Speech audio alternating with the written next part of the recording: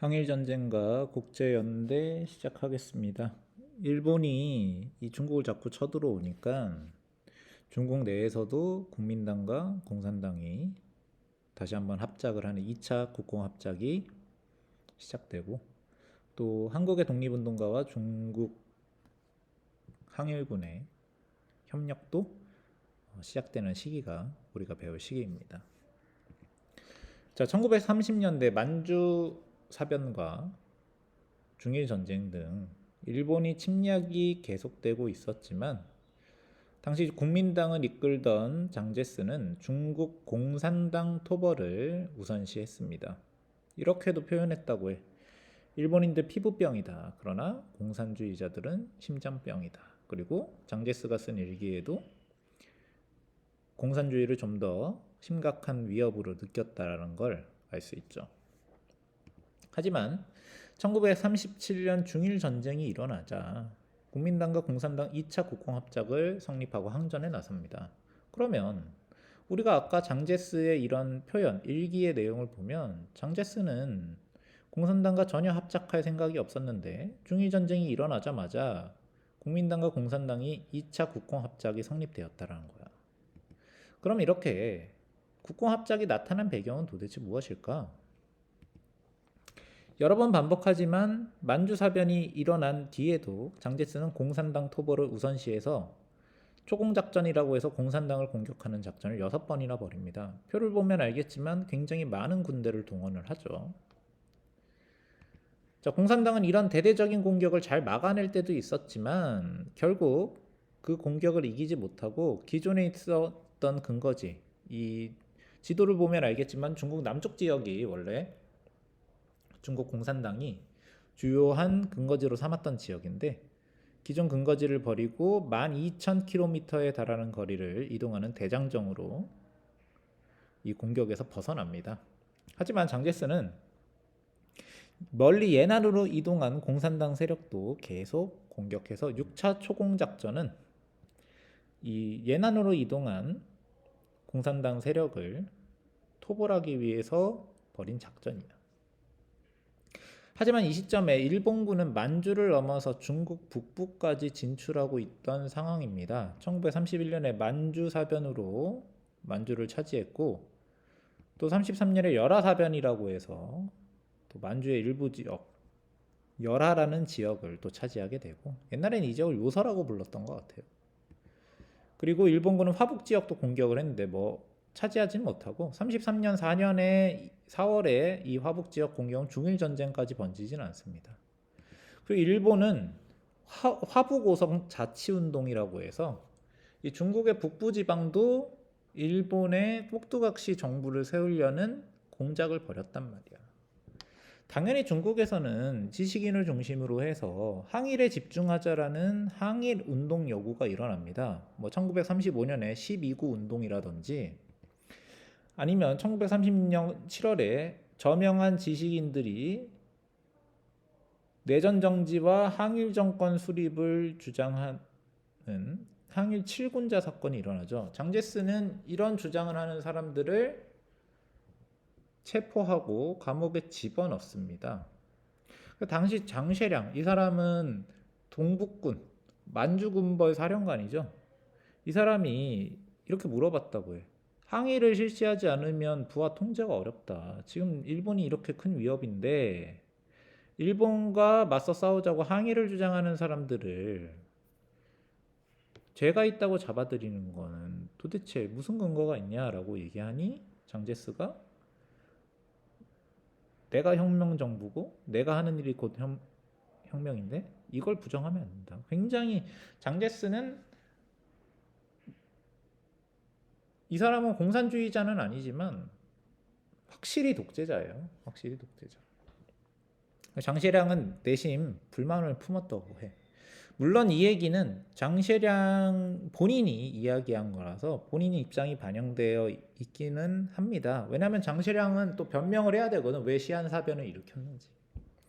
자, 이런 상황에서 궁지에 몰린 공산당은 내전 정지와 민족 연합을 주장하면서 국방정부 항일 연군을 조직하자고 제안합니다. 국민당이. 당연히 장제스는 이 제안을 받아들이지 않죠. 자기네들이 몰리니까 이런 걸 제안한다고 생각을 했던 거예요. 실제로 그러기도 했고. 자, 이런 분위기에서 이 동북군을 이끌던 장쉐량이 시안사변을 일으키게 됩니다. 원래 이 동북군이 공산당 토벌을 담당하고 있었는데 이들을 격려하기 위해서 찾아온 장제스를 감금하고 장제스에게 공산당과 함께 항일 투쟁에 나설 것을 요구한 겁니다. 그럼 장쉐량은 왜 이런 짓을 저질렀느냐? 장쉐량은 또 장쉐량의 입장이 있는 거예요. 1931년에 일본의 만주사변을 일으키면서 이 장쉐량은 만주 지역 군벌이었는데 만주 땅을 빼앗긴 거야. 그래서 근거지를 졸지에 잃어버린 것이죠. 그 이후에 동북군은 근거지를 잃어버린 상태로 중국 공산당 포위 공격에 동원되었단 말이지. 당연히 동북군은 근거지를 잃어버린 상태에서 일본군은 쳐들어오는데 일본군과 싸울 생각은 하지 않고 공산당과 싸우는 현실에 대해서 당연히 불만이 많았겠지. 그래서 이 총공격을 독려하기 위해서 장제스가 시안에 방문하니까 장쉐량은 이 장제스를 감금하고 공산당 토벌을 중지하고 항일 전쟁에 나설 것을 요구합니다. 장쉐량 입장에서는 봉천군벌이라는 이 장쉐량의 입장에서 봤을 때 이런 일을 벌일 동기가 있었던 거지. 자, 결국 중국 국민당과 공산당은 2차 국공합작을 결성하고 함께 항일 전쟁을 전개하게 됩니다. 이게 바로 2차 국공합작이지. 자세한 얘기는 여기 나와 있는 글을 읽어보면 어떤 식으로 진행이 됐는지 알 수 있겠죠.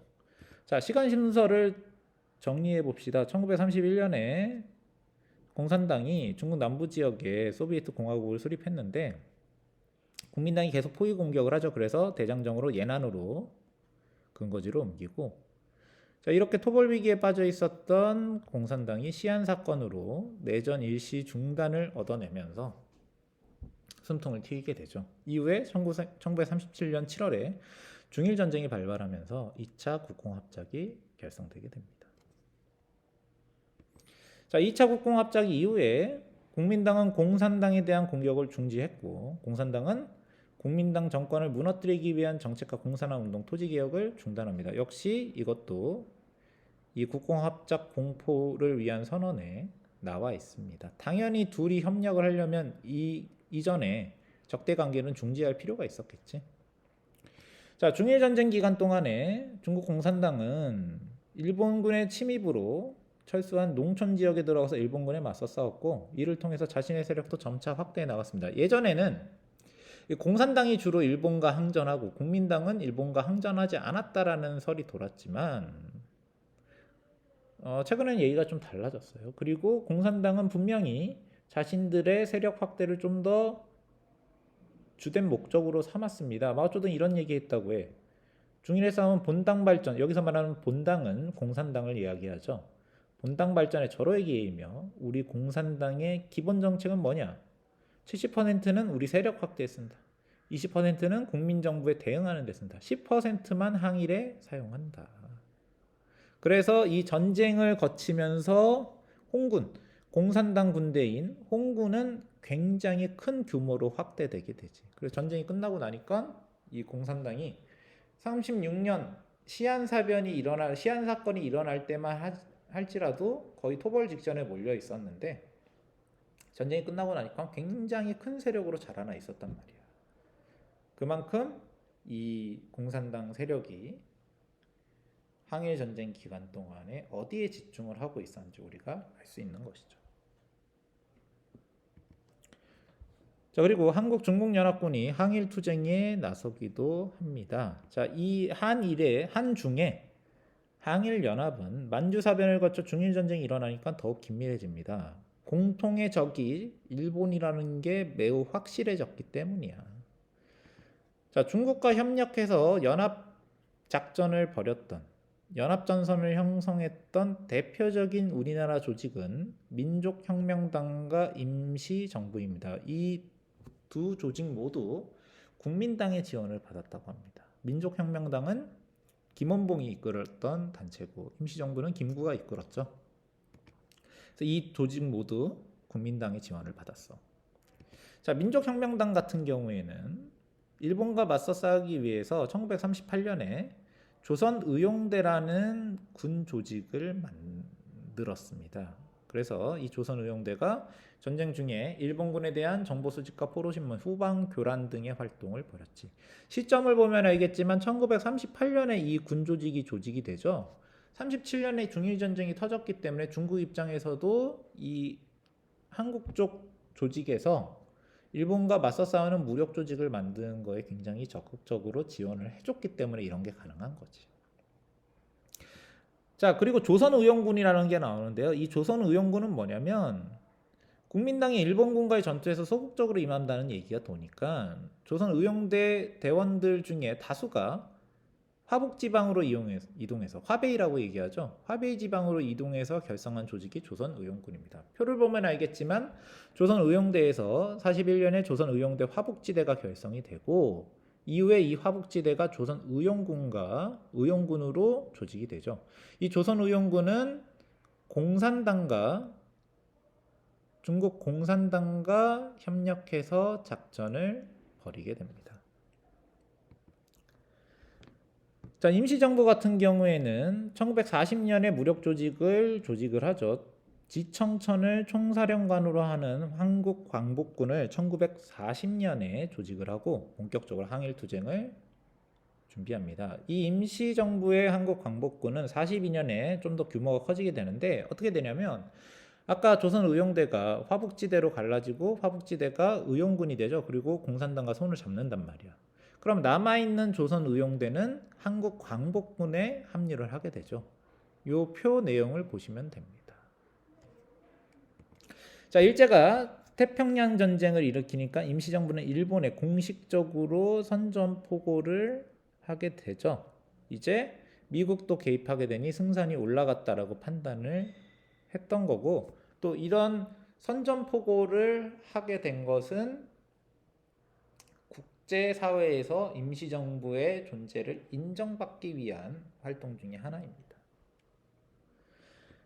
자, 그래서 이 태평양 전쟁에도 임시정부, 광복군이 참전을 하게 되는데 인도 미얀마 전선의 일부 대원을 파견합니다. 인도 미얀마는 이 지역에 있었죠.